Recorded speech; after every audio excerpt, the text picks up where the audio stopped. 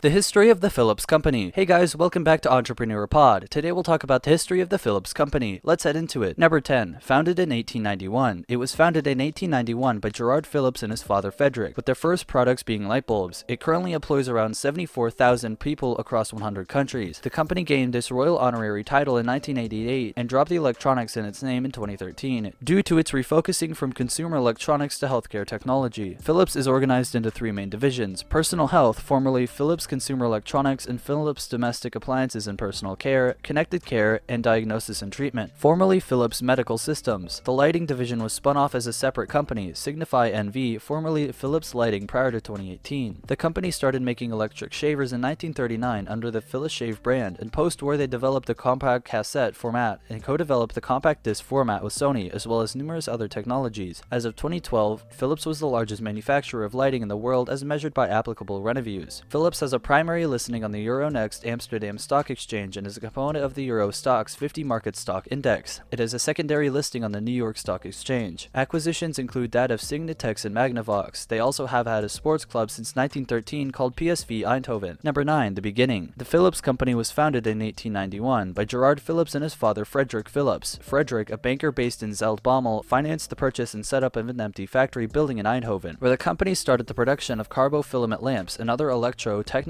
products in 1892. This first factory has since been adapted and used as a museum. In 1895, after a difficult first few years near bankruptcy, the Philipses brought in Anton, Gerard's younger brother by 16 years. Although he had earned a degree in engineering, Anton started work as a sales representative. Soon, however, he began to contribute with many important business ideas. With Anton's arrival, the family business would begin to expand rapidly, resulting in the founding of Philips Metal Filament Lamp Factory Ltd. in Eindhoven in 1908, and followed by 1912 by the foundation of Philips Light Bulb Factories Ltd. After Gerard and Anton Philips changed their family business by founding the Philips Corporation, they laid the foundations for the later electronics multinational. Number 8. Philips Radio. On 11th of March of 1927, Philips went on the air with shortwave radio station PCJJ, later PCJ, which was joined in 1929 by sister station PHOHI, Philips Omrep Holland Indie. PHOHI broadcast in Dutch to the Dutch East Indies, now Indonesia, while PCJJ broadcast in English, Spanish, and German to the rest of the world. The international program on Sundays commenced in 1928, with host Eddie Starts hosting the Happy Station show, which became the world's longest-running shortwave program. Broadcasts from the Netherlands were interrupted by the German invasion in May of 1940. The Germans commandeered the transmitters in Huizen to use for pro-Nazi broadcasts, some originating from Germany, other concerts from Dutch broadcasters under German control. Number 7. Stirling Engine. Philips was instrumental in the revival of the Stirling engine when, in the early 1930s, the management decided that offering a low-power portable generator would assist in expanding the sales of its radios into parts of the world where mains electricity was unavailable and the supplies of battery uncertain. Engineers at the company's research lab carried out a systematic comparison of various power sources and determined that the almost forgotten Stirling engine would be the most suitable, citing its quiet operation, both audibly and in terms of radio interference, and ability to run on a variety of heat sources. Common lamp oil, cheap and available everywhere, was favored. They were also aware that, unlike steam and internal combustion engines, virtually no serious development work had been carried out in the Stirling engine for many years, and asserted that modern materials and know-how should enable great improvements. Encouraged by their first experimental engine, which produced 16 watts of shaft power from a bore and stroke of 30 mm by 25 mm, various development models were produced in a program which continued throughout World War II. By the late 1940s, the Type 10 was ready to be handed over to Philips subsidiary Johan de Witt in Dordrecht to be produced and incorporated into a generator set as originally planned. Number 6. Shavers. The first Philips shaver was introduced in the 1930s and was simply called Philishave. In the US, it was called Norelco. The Philishave has remained part of the Philips product lineup until the present. Number 5. World War II. On the 9th of May in 1940, the Philips directors learned that the German invasion of the Netherlands was to take place the following day. Having prepared for this, Anton Philips and his son-in-law Franz Otten, as well as the other Philips family members, fled to the United States, taking a large amount of the company capital with them. Operating from the US as the North American Philips Company, they managed to run the company throughout the war. At the same time, the company was moved on paper to the Netherlands Antilles to keep it out of German hands. On the 6th of December in 1942, the British No. 2 Group RAF undertook Operation Oyster, which heavily damaged the Philips radio factory in Eindhoven with few casualties among the Dutch workers and civilians. The Philips works in Eindhoven was bombed again by the RAF on 30th of March in 1943. Fritz Philips was the only Philips member to stay in the Netherlands. He saved the lives of 382 Jews by convincing the Nazis that they were indispensable for the production process at Philips. In 1943, he was held at the internment camp for political prisoners at Vought for several months because a strike at his factory reduced production. For his actions in saving the hundreds of Jews, he was recognized by Yad Vashem in 1995 as a righteous among the nations. Number 4. Circular economy. Philips and its CEO, Franz von Houten, hold several global leadership positions in advancing the circular economy, including as a founding member and co-chair of the board of directors for the platform of accelerating the circular economy, PACE, applying circular approaches in its capital equipment business, and as a global partner for the Ellen MacArthur Foundation. Number 3. Green initiatives. Philips also runs the EcoVision initiative, which commits to a number of environmentally positive improvements, focusing on energy efficiency. Also, Philips marks its green products with the Philips Green logo, identifying them as products that have a significantly better environmental performance than their competitors or predecessors. Number 2. LPrize Competition. In 2011, Philips won a $10 million